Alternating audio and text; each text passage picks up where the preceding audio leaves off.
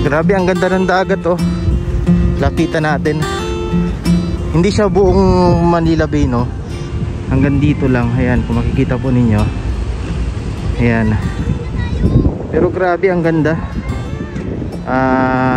Ano bang tawag sa kugartong kulay ng dagat? Turquoise green. So sa mga hindi nakakaalam, meron din pong buhangin dito. Hindi ho ito yung Dolomite Beach. Nandun yung Dolomite Beach sa dulo. Uy, malinaw din ng tubig. Ang linaw ng tubig. Ayan o. Napakalinaw. Ang linaw ng tubig. Tapos samahan pa ng ganitong kulay. Ganda. Ayan o. So maganda siya sa malayo. Kapag kamalapitan, hindi mo siya ma-recognize. Pero kapag tingnan mo siya ng malayo, katulad nandun, no? Ganda. Ganito rin yung nangyari nung ginagawa pa yung Dolomite, nung naglalagay pa sila ng buhangin doon. Talagang sa isang linggo makakita ka ng ganitong kulay ng tubig doon. Ang linaw. Napakalinaw ng tubig. Ayan o, nagkakaroon pa ng maliliit na sand dunes. Kasi ang daming ibon. Marami nagsasabi na ito daw yung mga planktons, no? Comment down below na lang po kayo kung totoo ba yun, or kung bakit nagkakaroon ng ganitong kulay ang dagat. Kasi hindi naman buong, kung dahil sa kalangitan, sana buong dagat ng Manila Bay ganito, pero dun sa part na yun hindi naman. Dito lang sa unahan nito. Yan o, ganda o.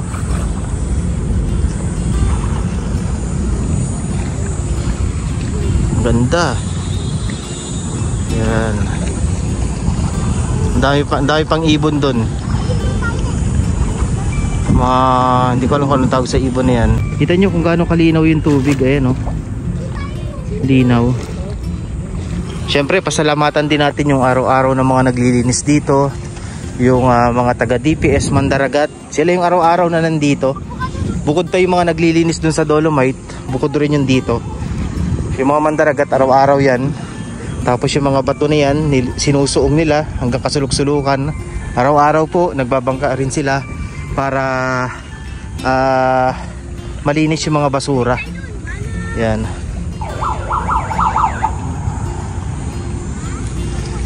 Ayan, may beach po rito, no, pero alam ko bawal pa rin talagang paliguan dito. Ayan, katabi niya yung yacht club. Tapos yung buhangin niya sobrang pino. As in parang dagat talaga, sa dagat. Parang sa dagat talaga. Sobrang pino. Ayan, ito yung yacht, mga yacht club dito, yung yate. Ayan. Kasi ito naman yung mga lumang trash boom na tinanggal na sa gitna ng dagat. Siguro pinapatuyo lang to kasi kung kakargayan ng basa, bigat yan. Ayan siya. Good day guys, magandang hapon sa ating lahat. Ayan, nandito tayo ngayon sa Manila Bay, dito sa Roas Boulevard. At sobrang ganda ng panahon ngayon at napakainit. So, yan, ang sarap din ng hangin. So, sa mga panahon ngayon, masarap magtambay kapag ganito. Tapos may mga puno ng nyog na nasa lilim ka lang. Tapos katabi mo yung dagat.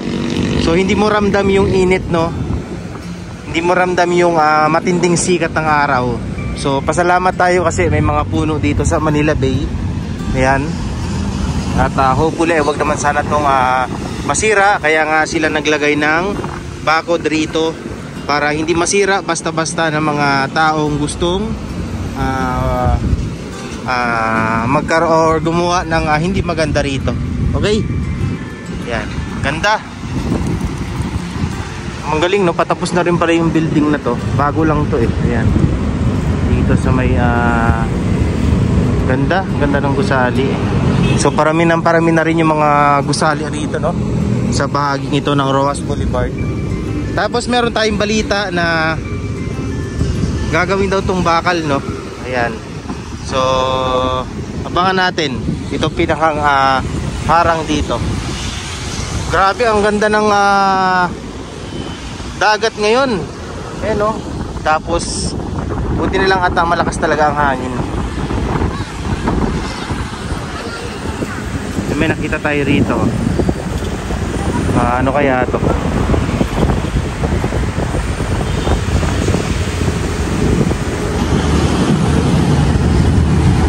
Dito sa Roas Boulevard, matatanaw na po natin dito yung mga ginagawang reklamasyon.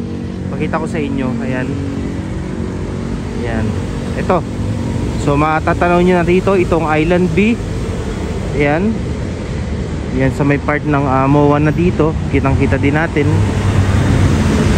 Ayan. So kapag natapos yan, ayan, makikita na natin yung mga gusaliran dyan na itatayo. Tapos yan, maraming mga barko rito. Ayan. Ayan naman yung Dolomite Beach sa bahaging to. Grabe, ganda ng panahon. Sobrang init lang talaga. Kaya sa mga gustong mag-chill dyan, mag-relax kahit na sobrang init, ayan, dito sa bahagi na to, sa kahabaan ng Roas Boulevard, sarap mag-standby. Sarap ng hangin. Ito nga at nakabisikleta tayo. Ayan. Okay, so puntahan naman natin yung dulo kasi kitang kita rito yung kulay green ng kulay green ng pagkakulay green ng dagat, oh. Ayan, para kang nasa Boracay lang. So yung bahagi lang yan dyan sa may dulo, sa may tabi ng yacht club. So tara at puntahan natin. Ayan, oh. Grabe, sobrang init ng panahon. Yan, ito naman yung mga bagong tanim lang na nyog rito. Isa kami sa mga nagtanim dyan. At unti-unti na siya nabubuhay. Matagal pa yan bago tuluyang lumaki. Katulad ng mga katabi niya.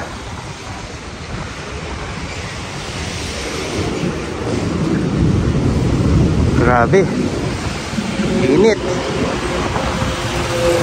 Kaya lagi kayong magbaon ng payong at tubig pag kayo lalabas.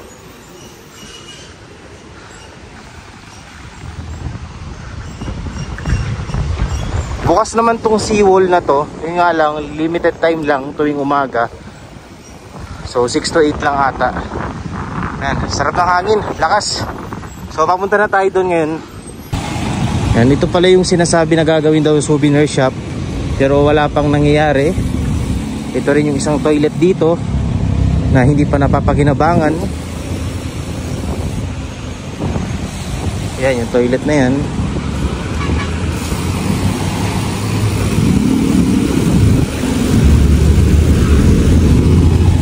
Ito, yan, toilet na yan pero walang nakikinabang, sayang lang, milyon ang halaga. Ayan, ganda no, kapag sa malayo ka, yan, ganda ng dagat, para ka talaga nasa Boracay. So yun naman po, no, at ingat po tayong lahat, napakainit ngayon. Bye bye.